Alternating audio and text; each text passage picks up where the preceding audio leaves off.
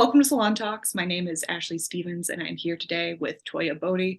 She's a chef. You've seen her on the Food Network, and she's the author of a beautiful new cookbook called Cooking for the Culture, Recipes and Stories from the Streets of New Orleans to the Table. Toya, thank you so much for being with us. Thank you for having me. So the first thing that I wanted to talk about was just the cover of this beautiful book. It is such a striking image. Could you tell me a little bit about the inspiration behind that photo and how you chose to make that the first thing that people see when they pick up your cookbook? Right. Okay. So during the quarantine, I was teaching. I got hired to teach these cooking classes it was basically Black history through food, for young adults, teens, and some adults, right?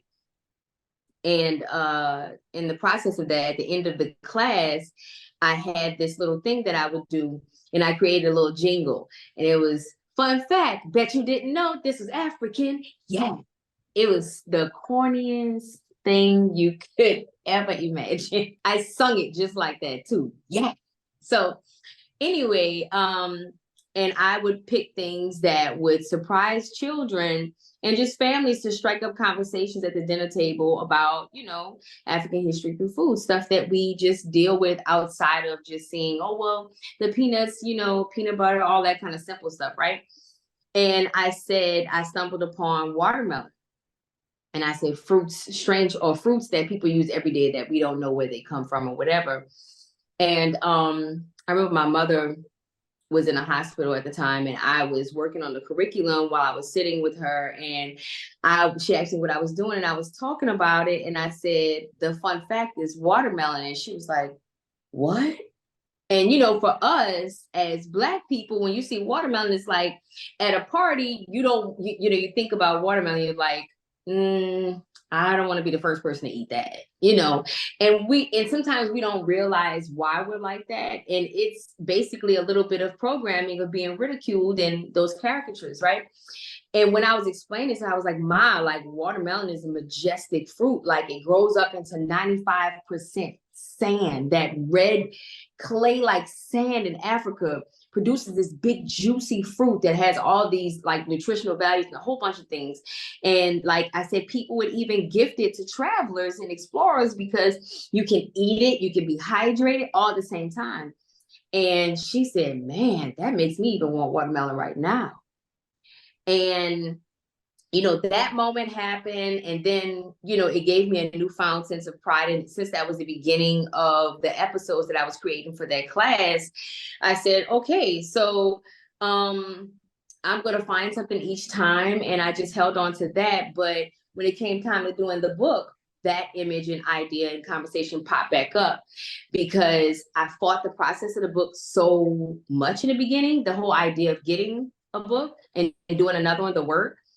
And when I agreed to sign and start working with the agent, it was like an instant download. Boom. I saw the cover. I saw the inside. I saw my nails. I saw every single thing.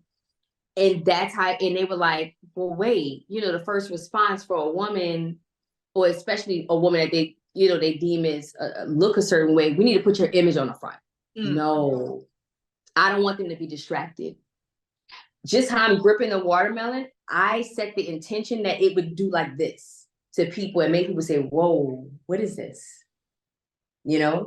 So that was definitely the message. It was basically like taking everything back, everything that was seemed negative, even down to my hair. You notice shots in the book, you're like, what the hell is a cookbook? Why is she by these wig heads? And, it's our culture, it's our vibrance, whatever. So what they deem to be ghetto or this or that, I said, I'm going to take it back and you're going to love it. Well, so I was going to get to this later in the interview, but this is a great time to bring it up. So you talk really eloquently in the book about how you have received criticism for elements of how you present yourself, from your hair to your nails. I was wondering if you had any thoughts on what you hope for young Black female cooks kind of coming up after you in terms of, just in terms of appearance and how that's sort of like how that registers within the world of food. Does that question make sense? Oh yeah, it does, definitely. And it's definitely a good one. I I wanted to take my chance and be so unapologetic that, and then execute in such a brilliant way. That's why you notice there's grit in the photos, and then the pictures are effing pristine, like even down to the font. Like all of that was intentionally thought about, you know? And I wanted it to be a way, and I wanted people to look at it and think, well, who am I unapologetically? What does that look like? Because most people believe that they don't, and it's not just Black women, it's all women of color. They want to taper. I just spoke with I had a interview that happened with another chef that was a Mexican woman, and even her trying to hide stuff. I want them to view me Jewish. Let me try to, no, no. I wanted them to see it and think, maybe I could, maybe I should, I will. And I also did everything the way I did in the book and presenting it because I wanted people who had the power to write contracts. I want them to say, well, looks like we need an unapologetic Black woman. We need an unapologetic Spanish woman. We need to find a Jewish one. How about Arabic? Yeah. Yeah. Yeah. Why we all can't have something, you know? I agree. Well, and that kind of leads into the actual content of the book, where it's like, I think a lot of people, they associate New Orleans with food, but in Cooking for the Culture, you are specifically turning your focus on Black New Orleans home cooking. And I was hoping for people who haven't picked up the book yet, how is that different from what like a typical tourist may expect? It's real. It has real body. It just doesn't carry the ambiance. The tourist experience is filled with ambiance. That's why you see a lot of people, and you see, I said recently, I said, you don't hear anyone saying "Laissez bon temps rouler" unless they're a tour guide that's from another state giving a tour and talking about our history. I've never heard someone, and both my parents from the heart of Uptown. I mean, hardcore, real uptown living. And they've never said laissez bon temps rouler. They've never, let the good times roll like that. It's ambiance. And I get it. I think there's not everybody wants to go to the depths of a place. Some people just want to go to Hawaii, that part that's fun. They don't want to see the part that's always tough when you travel to other countries and you see the beautiful area that's touristy, and then you're like, you get into the city and you're like, whoa, right, this is how people live. God, I wonder, are we adding to it by coming or taking away, or are we?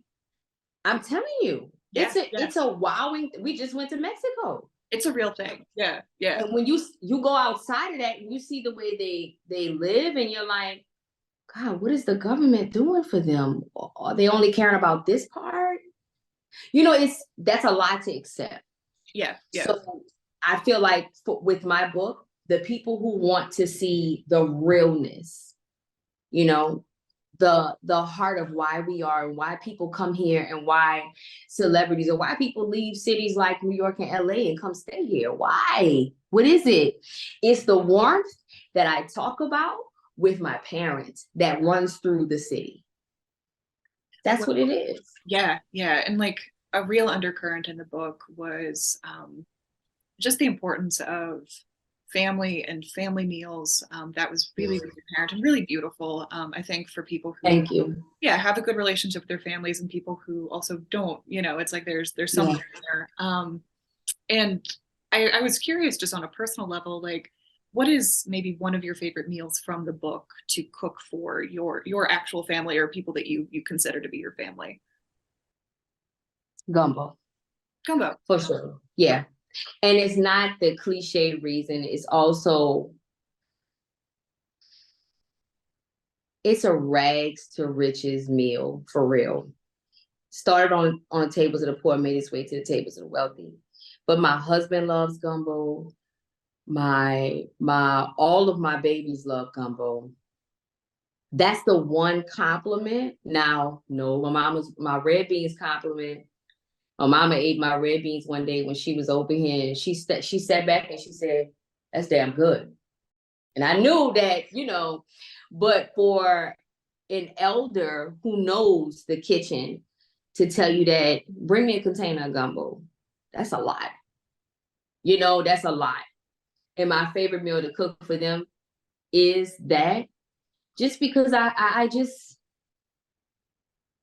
they eat it till the pot's empty, A lot of things, they're so used to seeing food, it's ridiculous. It's so ridiculous. They'll pass up 5-star for Little Caesar's Pizza. You don't understand. But when it comes down to gumbo, they do empty the pot down to the bottom. You know what I'm saying? Like, it's just that and eggs and rice. Now, the fried eggs and rice is simple. Butter, seasoning, maybe garlic if you want to get fancy. Fried egg and rice is honestly what you would call a typical hood meal. And if I make a big thing of that, girl, it's going to be gone by the end of the night. Like, for real. And it's just simple. Well, and bringing up simplicity, I feel like there's going to be a lot of people who are going to be inspired to cook for their own families after reading this book. And let's say that you're talking to somebody who has like no experience in the kitchen. Where would you sort of point them in your book as like, hey, here's a good starting point for starting to learn how to cook for your family? Like, is there a recipe and it might be the eggs and rice, but something else that is just easy that they can jump into? I would not do eggs and rice. As a teacher, and I'll say this, saying that my first child student, because I learned how to cook at 9, and the family I was working with, they're like, they pour into their kids creatively. So they got me to come and do cooking lessons, and he was 9, 10. You know what I started him out on? Making a roux. Really? Hell yeah. You know why? Because if I show you how simple that is and you do it, you think, ooh, you think I can do it. Yeah. Well, that opens up a whole world. Yeah. Oof, that's all you need. Okay. You just need the win. That's why when you read, man, when I tell you, I will say this. I probably don't give myself compliments enough on stuff, but I will say I wrote the hell out of this book. And also the roux. Okay. Girl, when you read that roux, I'm telling you, everyone who read that was like, I've never seen it that approachable. Neither have I. Yeah, neither have I broke down all the stuff because you know what it is, girl? It's fear. That's the missing component in every single recipe. Fear. That's a really good point. Yeah. No, I hear you. Well, and it's interesting too, because you brought up rags to riches, and something that this book, in addition to kind of like nixing the fear, it's also big on sort of the idea of cooking with what's available to you. And you tell this really beautiful story about, I think you phrased it, it's the luxury of commodity ingredients, which I thought was great. And you weave that into a recipe for peanut butter cookies. Yeah. And I was hoping that for people who haven't read the book, could you talk a little bit about the connection there between commodity ingredients and this recipe that you put together? Every time I'm asked about that recipe and about the commodity thing, it gets me to tears every time, because we grew up poor, Somebody had to give us commodity government. We couldn't even get it ourselves. They gave it to us. That's why you got to look back at your life affectionately to see how you were really blessed deep down, and not in the moment, the pain, but the result of the pain. That's the blessing. And with the commodity peanut butter, I'll never forget it. I was just going through the box, looking at that big can with the peanut on it, and you open it up, and I looked at the back of it. And when I spent it around the back, I looked at the recipe, and I looked in the cabinet, because my son, he's 10, he just turned 10, and he said, he's amazed at how I did stuff so young. And I told him, I said, you know what it is? I said, Emmanuel, what it really is that I just knew how to read.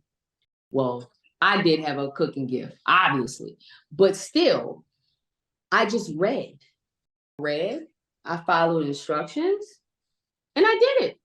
And that was just the victory of that thing happening. I made cookies from scratch as a child with no assistance. You know, that thing of just taking what you have, that's the power. So many people, even with my husband, you know, before when we first got married, he used to always say, we don't have this or we don't have that. And I'm like, what's in the cabinet? You know, and that idea, do you know the power? Because people think that, oh, well, I can't boil water, whatever. And I said, you know how to cook. You just don't know what's your lane. And also someone has probably injected subconscious fear because we need fight or flight to live in this lane. Yeah. Yeah. You probably never wanted to have a fight really a day in your life, and you would know how to fight somebody off if somebody came attacked you in that room. It's fight or flight. You need food to live. So you know how that means you gotta know how to cook some way. You just never had it uncovered. And my thing is if you take away all of the pride that people wrap into food and stuff like that, and you bring it down to like human basic, like, let's get this done. Anybody can cook something. And if I can get you to believe that you can provide for yourself and give yourself food, that's giving you confidence in all kinds of ways. It's not just the kitchen, it's life. I can take care of myself. Yeah. Yeah. Mm-hmm. Yeah. Something this book does really beautifully as well is it really gives like true Southern ingredients kind of their due, their show. And I've lived in the South, or I lived in the South for over a decade, and there are certain foods that kind of ignite immediate controversy about the right way to make them. And grits are definitely one of those foods. I was hoping you could tell me a little bit about your grit recipe and cooking for the culture and sort of how you came to it. Yeah. Okay, so I do a dinner grit, and that's what I call a dinner grit. I don't even know if that's supposed to be said like that, but I made it up in my mind. I just always say it, but Well, that's what I call. Yeah, that's what I call it, a dinner grit. And what I did was when I decided to make shrimp and grits, it's one of the things that I do every Christmas morning. I bring breakfast to my parents' house because we open gifts together, whatever. One of the things which my sister corrected me this last Christmas before it started, she was like, hey, are you doing something different this Christmas? Or are you doing shrimp and grits? Because last year you brought something else. I bought like pancakes. No one cared. I did pancakes, French toast sticks, all kinds of stuff. And they was just like, so the grits? Not here? And I was like, man, y'all are a trip. That's like my daddy coming to my house and he ate and he said, you don't have pie or something here? You just get free. But anyway, so man, people a trip. But anyway, so with the grits, you know, I always think of how I could make it feel like a hug. Ironically, I'm not a hugger. And I like to make food feel like a touch. I want you to take your shoes off and rub your feet together. You know, like I want you to feel like, let me take my earrings off to eat this, you know? And I decided to do half and half. I said, I tried it with all milk once, and I said, that's too thick, that's too rich. And I said, how about half water, half this? And then I add cream cheese, or then I add heavy cream or whatever like that, just to make it this rich feel that is breakfast, but it's not breakfast, you know? So that's kind of like, that's why I came with my grits recipe like that, even though I still love traditional grits. I do, you know? I do love them. But if I'm going to have something that's a brunch idea or either dinner, it's got to be a rich, hearty kind of feel. I just really wanted my grits to feel like love, basically. Well, and shrimp and grits, if I remember correctly, that's a recipe that you've cooked a couple times on television. Is that right? And you talk about Girl. You've got an interesting relationship with that dish. I was about to curse. Girl, I got my behind handed to me over some grits. Like it just was, okay, so I was on Food Network Star, and we was picking a meal, and I submitted, you know, you submit recipes and they pick which one they want you to do. And I submitted some and they picked the shrimp and grits. And I was like, okay, well, I know I can do that with my eyes closed. So got to the time well we were judging, and that's not, you see a clip on a video that's this big, but it's like 14 hours. So the grits and stuff like that, and I got eliminated with the shrimp and grits. And when I went home, I was just like, whatever. And then so much time happened, and then I ended up having an interesting situation. I actually almost died before Hallmark. Oh. I caught meningitis, and I had it for like weeks, and I went to the hospital. They said tension headaches, went home. And that was before we all knew that they treat Black women a certain way. And they were sending me home the second time. And I went to the hospital, and I just stopped and I said, can you ask my doctor for a CAT scan? And somehow in the machine, my fever spiked, and they did a spinal tap. And before you know it, I was the last thing I remember the nurse saying, your blood pressure is very low. And then by the time I woke up again, I saw my husband, I saw my sister. And then I woke up again, I saw my husband. And then I saw white suits and tape, because it was CDC had to come in because they didn't know what was going on. And one of the times I woke up, my husband said, good news, Hallmark just reached out to you about, I guess he was just trying to tell me something to wake me up. That's marriage, okay? So and none of it makes sense. It never does. So I finally healed from that, and he says Hallmark wants to fly you out, but I don't even remember having interviews with them. That's how much because your brain swells. So that's how much I didn't have recollection or whatever. I just remember the day before going in there, finding out I was pregnant with my youngest daughter. So I came out of being sick and all of this stuff. I came back to this world where I was like, I don't even remember how my hair got the way it got on the show. That's how much I don't remember, right? And this is all lead up to the grits. So I got to Hallmark and stuff like that. I did day 1, day 2, whatever. And then it came down to the last day, and I wanted to cook something completely different. And I did not even remember I can't even remember what it was. But she said, we think you should do shrimp and grits. And I did this. Not me just getting sit home like a month ago over grits. And now you even make shrimp and grits. And it advanced me to the next thing. And that's how I got through.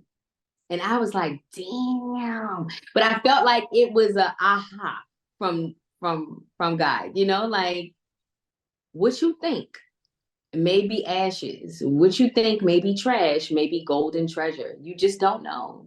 Yeah. You just have to wait. Yeah. Isn't that, girl, that's so crazy. When I told my husband, I said, I don't even remember my nails getting done, my hair. When I saw the pictures jump, I was like, when did I even get my hair done? I can't remember because I was still healing. Oh my God. I was in the hospital for a while. Well, and then freshly pregnant too, getting on the like just so much. I actually told Debbie Metrop, and she'll never forget this, because we were talking and she said, how do you feel? And I looked at her. I just found out I was pregnant. And she said, what? And we literally was like, so the running joke was every time I came back to Hallmark, she was like, you're not pregnant again, are you? I said, girl, no. Girl, that train is left. That train snuck to the station, okay? So I literally don't even remember none of that. Like it was just such a crazy ride. And the fact that shrimp and grits, child. That damn recipe. Well, so speaking of wild rides, you talk in your book, and it's under the heading Cooking with Confidence, about how as a kid it was apparent really quickly that you would kind of like march to the beat of your own drum as an adult. And I was curious if you could go back and talk to sort of like young Toya as she's figuring out what she wants to do. Is there anything that you would tell her? Just keep failing, girl. Go ahead. Keep failing. One day it's gone. You don't need to know. I would also say that you don't need to know. And they don't need to know either. Nobody needs to know. My mama didn't know. No one knew. No one knew I had gifts until I was like 25. No one, people knew that I was crafty. You know, I was always able to do stuff with my hands and I could cook, you know? I was always able to build, you know, things or whatever, like even refinished tables, like, you know, that's my artwork behind me. Like, I've always been, and I think I think when you're in a lower income setting, and you have a lot of life happening around you, I think it's hard to say or focus, let's pour into this artistic, you know, you just kind of surviving. But I would just say, you know what? I wouldn't say nothing.